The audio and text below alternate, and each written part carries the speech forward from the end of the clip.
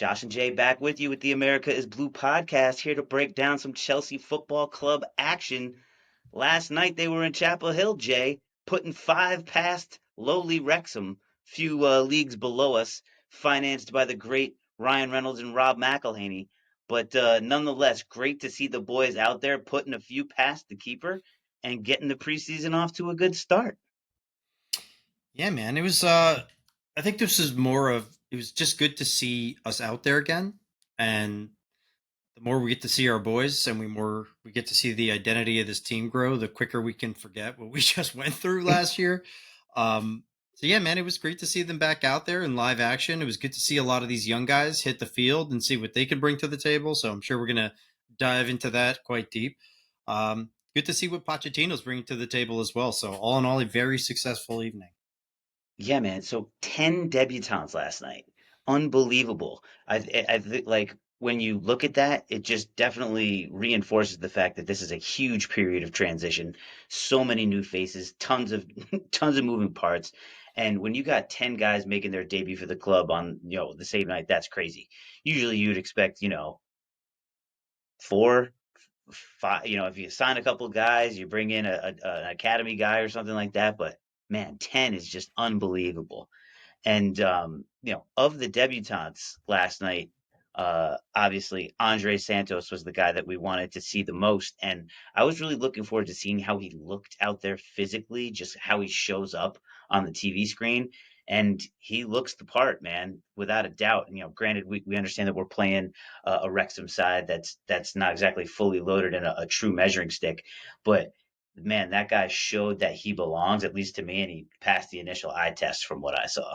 Yeah, and listen, I'm glad that you just put things in perspective because I've been seeing and reading quite a bit of people being like, Chelsea, we're back, top five. I'm like, well, all right, let's pump the brakes here for a minute Jesus and realize Christ. who we were going up against. I mean, Ben Foster is the only person on the squad He's with Premier 40. League Ben experience. Farty, And when he he's was in 40. he's and when he was in the Premier League, he wasn't that good to begin with. So everything has to be put in perspective. But yeah, I mean, we'll go into the individuals and some of the performances, but broader picture, it's nice to see that as we've been seeing these transactions come in where we're dropping 15 million, we're dropping 20 million, we're getting a free transfer, and these young kids who are 18 years old, 19 years old, 17 years old, um, it's nice to see that we're looking to build this thing organically and not just go out there and do a $600 million double transfer window and bring in big names.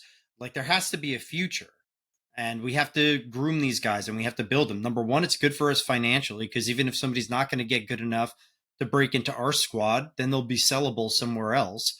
So yeah, I mean, there were a lot of guys that we can jump into, showed a lot of talent, a lot of potential, and that are super exciting. And some of which I think might be ready to join the club this year and actually make an impact.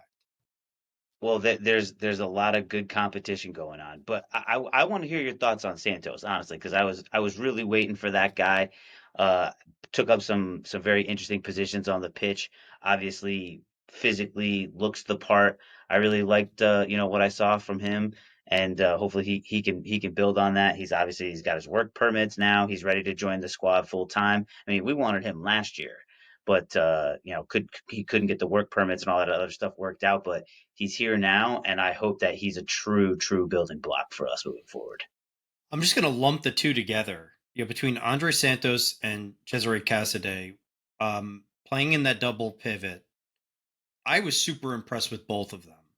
And they're different players. Like you could see that Andre Santos has a Definitely. little bit more flair. Um, Casadei's he's a bigger guy. He's really strong on the ball. I saw passes that these guys were trying to lace in there, and a lot of which were landing. That just shows these guys have tremendous vision. Santos was playing a little bit deeper. It allowed Casadei to move forward and be a little bit more aggressive and part of the attack. But honestly, I think Santos could play that role also. So for both of those young guys, I was super impressed. I thought they both played amazingly well. And those are two of the guys who were saying, listen, the midfield feels a little bit light. Once we put these guys up in the preseason against better competition, you're going to see them live in Philly against Brighton. That'll be a nice litmus test, and I want to see if these guys can pull off that same type of performance when they're under a lot more pressure and guys are closing down on them quicker. They're more physical. They're faster, better athletes. But if these guys can progress, I'm pumped about both of those dudes. They played great. No, it was awesome, and I I feel like we got to pivot a little bit here because shame on me for not going here first, but I mean Ian Matson really was unbelievable, getting a brace in the first half from left back, and I had to be honest, I had to do a little bit more research. I did not realize, shame on me, that he was playing at Burnley under Vincent Company. I did not realize that he was the part of the championship team of the season as the left back. He was the Burnley player of the season. Yeah. I mean, unbelievable, and he played great. And when you have a kid like that, a total Dutch player, was 19, again, like looks fantastic. I mean, we obviously there's Ben Chilwell's not going anywhere. Chile is fantastic. Mark Cucurella feels like he's almost got somebody else nipping at his heels now, and I don't want to say that he's spare parts, but I mean, if you wanted to move on from a Mark Cucurella and just recoup whatever we can in the losses and sell him off, you got a kid like that behind him. That doesn't make me feel too bad at all. I mean, he really showed that he can play. The two goals obviously stand out on the score sheet, right? Like that's obviously going to take a lot of the limelight. He's a fullback Yep. that was playing left wing last night. And I'm going to contradict myself because when we spoke the other day, I'm like, yeah, we got these jack of all trades guys, these utility guys who can play all over the field. Like, we don't need to necessarily invest in them. Like, we need guys who can really lock down or are specialists and experts at their positions. But now we look at this kid who is young, is super talented. I mean, what do we do with him now? He can certainly be cover at left back. It looks like if we have struggles on the left wing, he can perform there because he was great. His movement was great. He was playing great off the ball. His finishing was obviously superb last night. That was a super impressive performance from him. And yeah, to have the versatility to know that you can have somebody who can play up on the wing and also drop back into that slot, fantastic chess piece. So I don't think he's Yeah, going to I be mean, starting and over anybody, Potch but is known. Potch is known for developing the fullbacks. yep. He did it at Spurs, Kyle Walker and all that. Um, he's got a track record of really getting the most out of these guys, so he's in a really good situation. And I hope that he stays. I hope that he's one of the. I want to see more of him now, especially as we move forward in the just in the preseason in general. Looking forward to seeing more out of him. So good on him. Um, you talked about Cesare Cassidy, and we also got to talk about. I was a little disappointed in Moreira. I didn't see very much out of him. Granted, you know, making your debut, he's also a young kid, but he didn't show too much in this game. I'm sure he's fantastically talented. But Angelo was showing some moments too, man. That guy looks like he knows what he's doing. Got some He swag. seemed to be very comfortable out there, and he had that perfect ball into Raheem Sterling that should have been buried. I mean, that thing was on a silver platter. But yeah, that kid's got the knack, man, for sure. Yeah, I'm gonna blow through a little bit of this because there's almost too many guys to talk about that put up good performances. I thought Bashir Humphreys looked really solid and cool, calm, collected in the back. I forgot that he actually got a Played the start with us 90. last year. Yeah, Trevor Chalaba, I thought he looked really good. It made me feel a little bit more confident, or at least more open minded to whether we actually need to commit capital to another center back, or whether he could actually fill that substitute role with Thiago Silva. I thought Malo Gusto looked super professional out there I as a like backup for that. Reece James. I thought he looked really competent and solid. Um, I will dig in with Nicholas Jackson. I thought he played great. That made me a Oof, lot more excited like it. about what we're doing up top. And Cuckoo looked good. Um, I agree with your sentiments on Diego Moreira and Angelo. My biggest concern, I'm going to say, I just flew through that because I want to go to my one negative. My one negative was Raheem Sterling. Very I am disappointing. I'm getting more and more concerned with him because I know he's a good guy. I know he's good in the locker room. I know he's a leader and he's obviously a talented player. He gives the ball up All the time. constantly. He gets Yep. rubbed off the ball constantly. He got worked by people last night from Wrexham. And we saw it all last year, where again, you give him that ball, he's getting pickpocketed left and right, or a little bit of physicality just throws him right off his game plan, and he doesn't know how to counter that. So I'm a little bit concerned about what role he's going to play and whether he's going to continue to hold his starting spot, because I just saw more of the same last night from what we saw last year, and I'm not sure that's the answer. Yeah, agreed. And you know what? I'm root because I'm rooting for him. They said that he didn't complain once. Granted, he's making a ton of money. He's making like 300K a week, something insane. Um, but apparently like we talked about it before. He's been training, been super diligent, like really trying to take his training to the highest possible levels. But yeah, that was not a shift that he put in last night. I actually thought when we came out in the second half, I was like, wow, okay, got a few more first team guys out here. We got Chile now. You got Sterling out there bringing in Cuckoo. It was like maybe we can expect a little something extra. And yeah, Raheem was an extreme letdown. I would have thought he would have been a man possessed. And a guy like him, man, you got to finish balls that are just handed to you. He couldn't have thrown it and placed it on his head any better.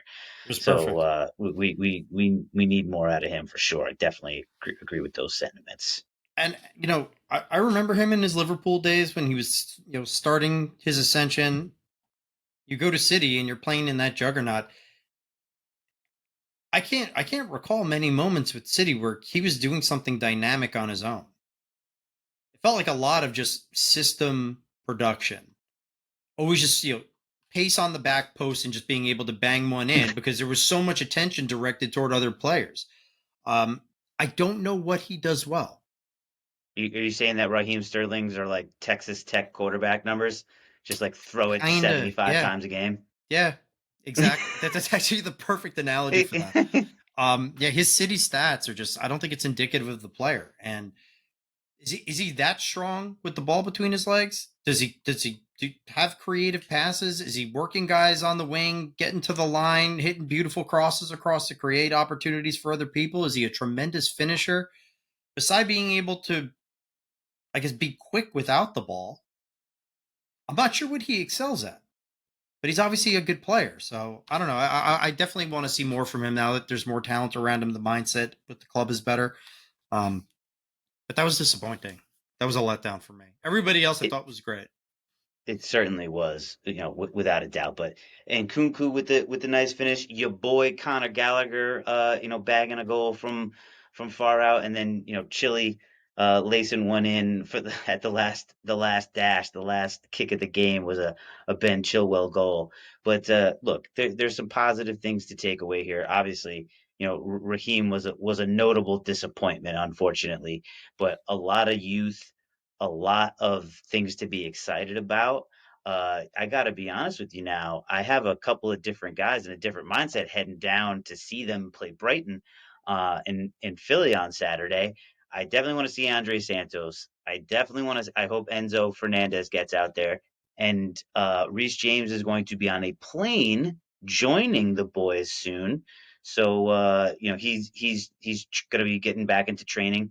It might be a little too late to see him on Saturday, but a guy can hold out some hope that we get to see number 24 get a quick run out maybe in the second half. Love to see Yeah, him. yeah. I mean, I'm full disclosure. I'm jealous that I can't go see them live.